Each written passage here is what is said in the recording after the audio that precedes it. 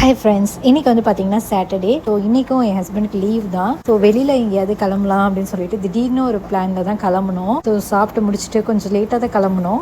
எங்கே போகிறதுனே தெரியாமல் இருந்தோம். அதுக்கப்புறமா சரி நேற்று தானே ட்ரையல் ஷோ போனோம், இன்றைக்கி மெயின் ஷோவும் போய் பார்த்துட்டு வந்துடலாம் அப்படின்னு சொல்லிட்டு அப்படியே வந்து கிளம்பியாச்சு. இன்றைக்கி வந்து பார்க்கிங் வந்து அதே சேம் பிளேஸ்லேயே போய் போட்டாச்சு. ஏன்னா ரொம்ப லேட் ஆகிடுச்சு. ஸோ இதுக்கப்புறம் நடந்து போகிறதுக்குலாம் டைம் இருக்காதுன்னு சொல்லிட்டு கார்னிச்சிலே போய் டைரெக்டாக வந்து பார்க் பண்ணிவிட்டு அங்கேருந்து வந்து போயாச்சு. கார்லேயே வந்து பேபி வந்து தூங்கிட்டாங்க. தூக்க கலக்கத்திலேயே அப்படியே வந்து ஸ்டாலரில் உட்கார வச்சு அழைச்சிட்டு போயாச்சு. ஒன்றுமே புரியல, தூக்க கலக்கத்திலே பார்த்துக்கிட்டு இருந்தாங்க. ஹேர் ஷோ வந்து ஸ்டார்ட் ஆகிடுச்சு. ஸோ சேம் அதே மாதிரி நேற்று நடந்த மாதிரியே 4:30க்கு ஆச்சு. லாஸ்ட் இயர் வீடியோலாம் நான் பார்த்தேன், ரொம்ப சூப்பராக இருந்துச்சு. சரி அதை போய் பார்க்கலாம் தான் வந்தேன். ஸோ இன்றைக்கி வந்து கலர் ஸ்மோக்லாம் வரும். பட் அப்படியே ரொம்ப டிசப்பாயின்மெண்ட், ஏண்டா வந்தோங்கிற மாதிரி. நேற்று நடந்ததே திருப்பி இன்னைக்கு வந்து மெயின் ஷோன்னு சொல்லிட்டு போட்டாங்க. ஸோ அங்கேருந்து எல்லாருமே டிசப்பாயின்மெண்ட்டில் தான் வந்து வீட்டுக்கு வந்து திருப்பி கிளம்பி போனாங்க. அது மட்டும் இல்லாமல் நல்லா வந்து ஒரு டிராஃபிக்கில் வந்து நாங்கள் மாட்டிக்கிட்டோம். அவ்வளோ டிராஃபிக் இருந்துச்சு.